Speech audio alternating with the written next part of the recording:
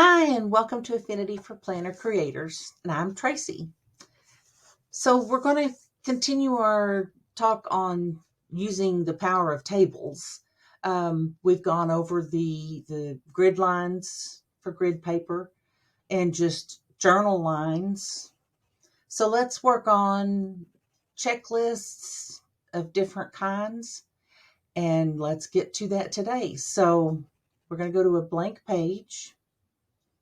If you missed the video on the grid lines and regular lines, I'll tag it in or put it in the link in the description.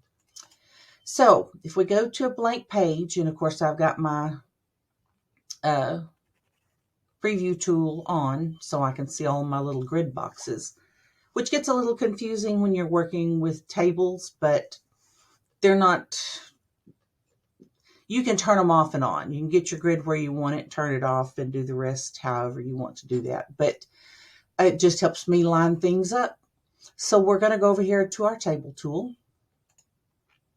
And let's do a to-do list like the one on the other page. So we're going to want to come out a little bit so we have room for our boxes. Where didn't take? What is wrong with my mouse? Let's try this again. Okay, here we go. So here's let's do 10 lines. And I'm going to stretch them out till it looks like there's enough space to put a good sized font in there for the end user. I'm going to click off of it. I'm going to move it over just a little. So the first thing we're going to do if we want it to look like the other one is we don't want these sides on it. So we're going to double click on it and we're going to click on the A at the top. And we're going to go to our table panel. And we're going to go here, and remember before we use this for making just lines to write on, there's the outside vertical lines. You can see them lit up in white. We're going to click on those. We're going to click on the color fill and tell it we don't want those to show.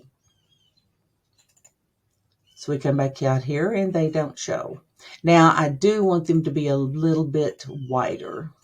So when I click on them, the blue line goes all the way around, but it doesn't put that line back in. So I'm going to zoom in just a little bit here so we can see what I'm doing a little closer.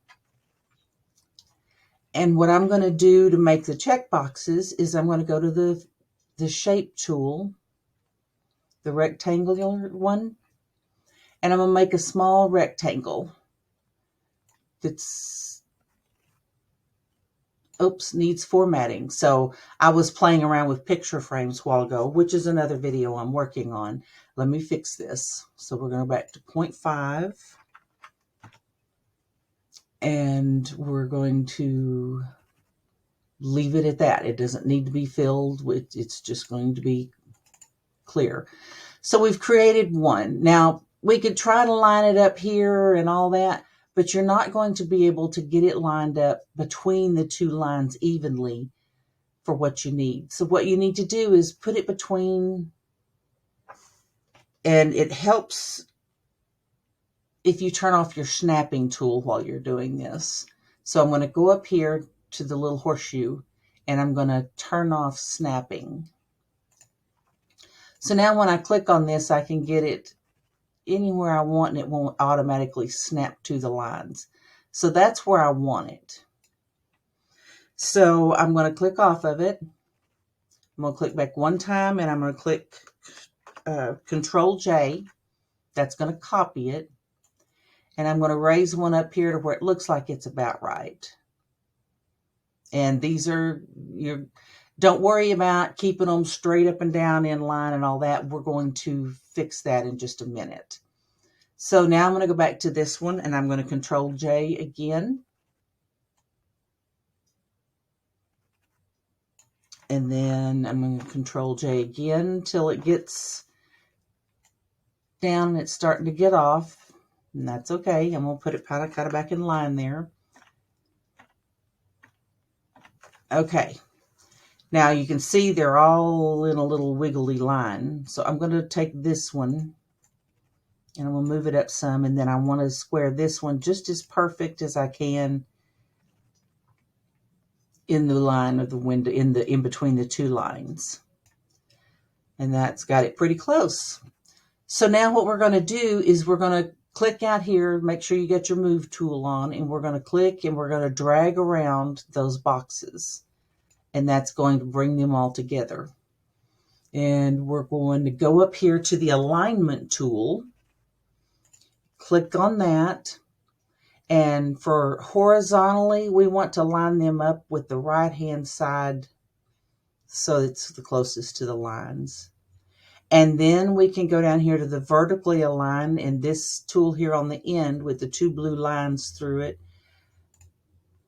evens them out. And so then we click apply.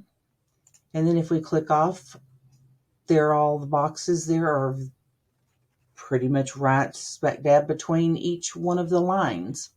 So there you have created that. So you can highlight it and then you can group it. So now when you go to click on it, it's going to move as all one thing. And then you can add your text up here.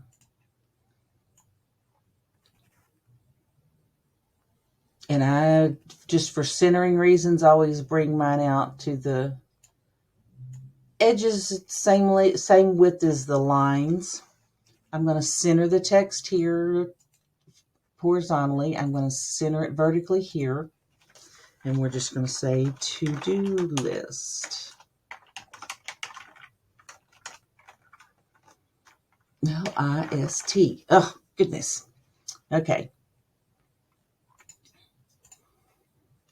So when you turn your preview mode off, you're not going to see the grid. You're not going to see the box around the text.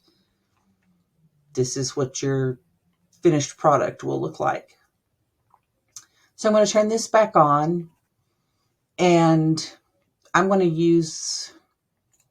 ungroup these because I'm going to use just the lines. Yeah, oops, I got it.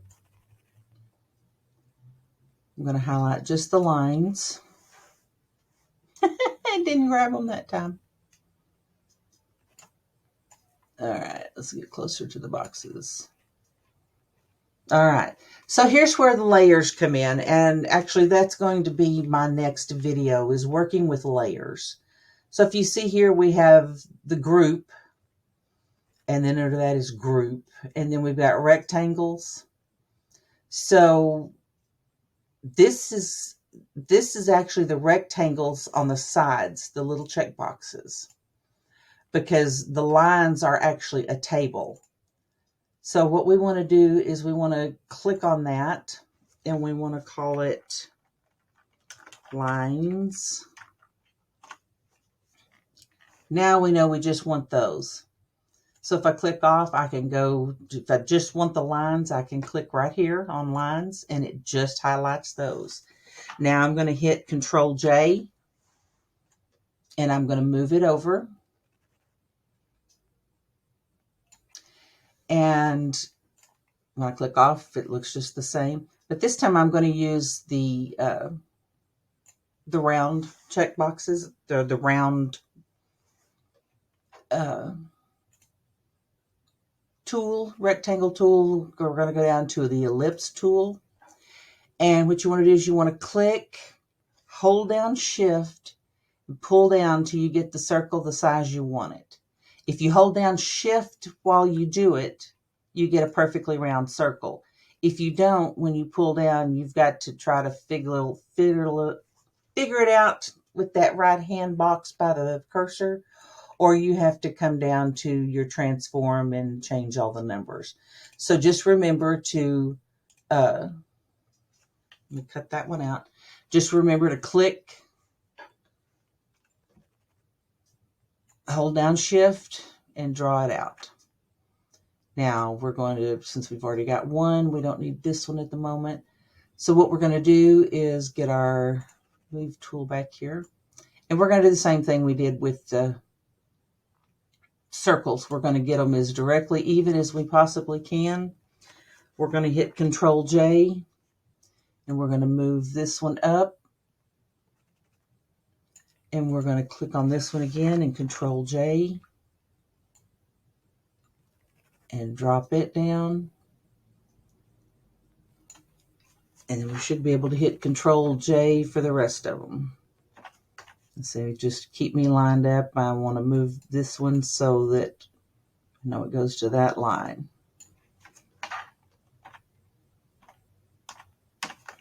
Okay, so now we're going to have to move these up. I got the right number. They just spread it out.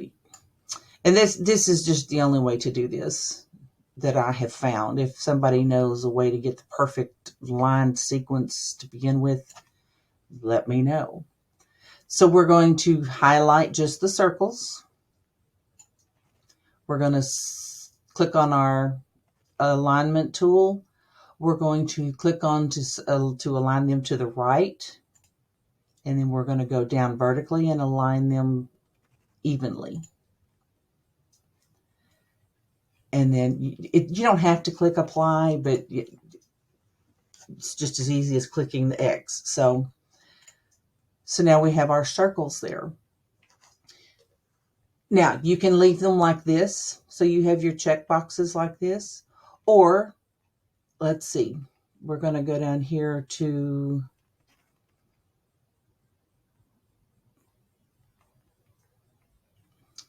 going to click on the lines for the squares. You could actually move these lines over till it looks like it's all perfectly even. And now you have your checklist with shorter lines, but the check boxes are on the lines. And the same with the circles. You can move this over. Make sure it looks like it's lined up all the way through nicely. And now you have those. So if you want them beside the lines or between the lines, that is totally up to you, but that just gives you an idea.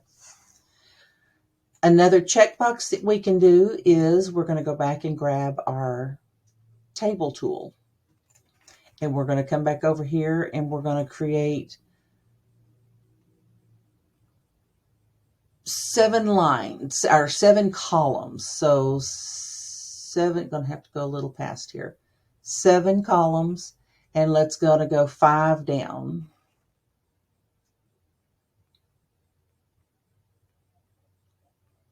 Okay, now I'm going to pull this back in,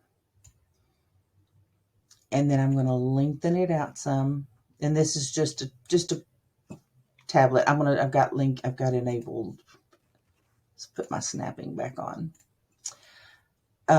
You can make these any size that you want. It is totally up to you, but this is what I'm going with for this demonstration. So what we're going to do is make check boxes, and we've put 7 here. We need 8 is what we need. So we need another one. Now we're going to make B through H little check boxes, little boxes you can put check marks in. And we're going to write what we need to in column A. Well, that's going to be hard to do because they're all the same size. So I'm going to scroll in here so you can see this. When you go to move the lines between a table, you need to make sure that you have that single line with the arrow on both sides. If you don't, it's going to do wonky things. There's an arrow that will come up that's one arrow facing one way and one arrow facing the other, and that will skew it this way or this way. So you've got to make sure it's the single line with the double heads on it. And you click on that between the lines and just click and drag to where you want the width of the box. So now we're going to go over here and we're going to click on, let me see if this is, this one's going to make it. And we're just going to fiddle with these lines. So I'm going to start with this one. We're going to fiddle with these lines till we get them about as wide as we want them.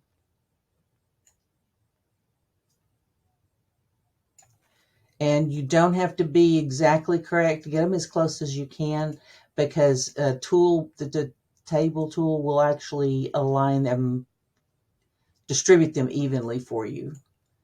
So we're going to get them over here. That's my cursor that's actually blinking in the line there. So we've got them all over here. And then we're going to bring this final one over.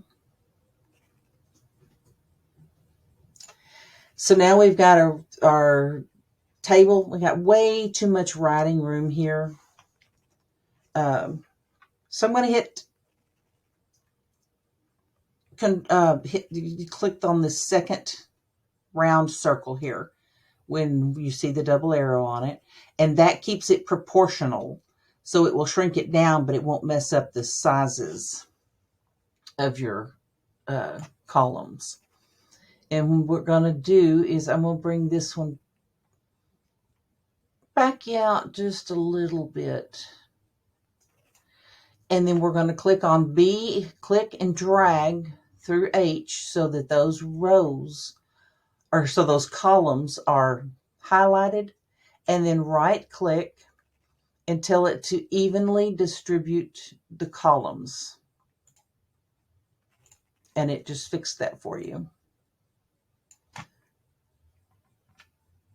So now you can write things like, let's see, that font is 16. Eat breakfast.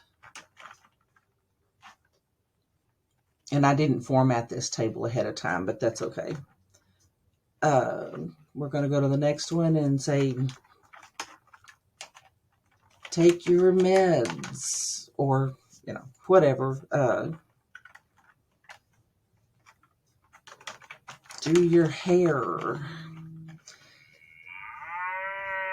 And let me explain now, so if you hear this in the future, and I'll explain it again. If you hear a mooing noise, when my husband texts me on the phone, my phone moves, and it has to do with one of our first dates, and it's a running joke. So if you hear the moo, that's what it is. So we've got these in here, and I'm going to highlight them all. And I'm going to use the same font, but I'm going to make them all size 16. So now you can come in here, and that the person that's using the planner can come in with their pen and add check marks. What we didn't do was, let's copy. It's not going to let us do that. So let's put, do your hair, take your meds. And I know not everybody is on meds, but this is one of the things I have to remind myself of every morning. Eat breakfast, another thing I have to remind myself to do. And we're going to erase those. And what we're going to do here is we're going to highlight, we're going to work in these boxes here. And we're going to put an M, which is going to be too wide. So what we're going to need to do is bring this out some, highlight these, right click until it's evenly distribute the columns. Okay, now we'll worry about the font in a second. So there's Tuesday, Wednesday, Thursday, Friday, Saturday, Sunday. So now I'm going to click and drag across these and bring them back down to, let's go with a 14. And then I'm going to center them horizontally and vertically.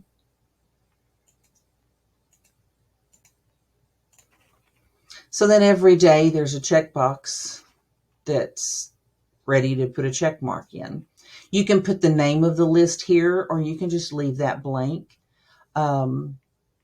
You can add more. If you need to add more rows, all you do is click on it till you get your numbers down the side and drag this down to give you as many rows that you want to be able to write on. I think a good average is probably 5 or 6. These are like major things that you want to remember in the day. You're not putting every little task in this box. This is going to be a small box, because we can even bring it down smaller, that'll fit under another element on your planner page. But it can be a full page if you need it to be. And you can just fill it right up.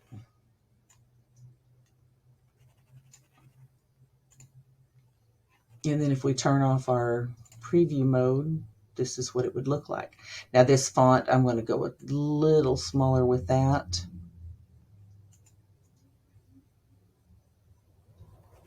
Let's go with a 20. That looks better.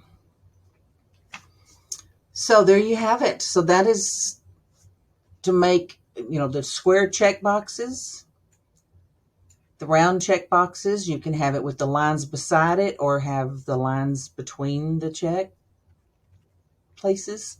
And then there is this type of chart you can use. So that brings us back to two more things. There's going to be 2 more of these videos. One is going to be using text boxes or tables for creating things like this, which I've showed before in the last video. This is actually just a table, but it is an excellent way to perfectly line up your lists of things. This just happens to be a list from a Christmas planner that I have created, and I was using it for an example. But we're going to learn how to do that, and I'm going to show you how to even add elements into a table, and then you can fix it to where it doesn't even look like a table at all. And I'm just doing this real quick because it's for another video, but excuse me.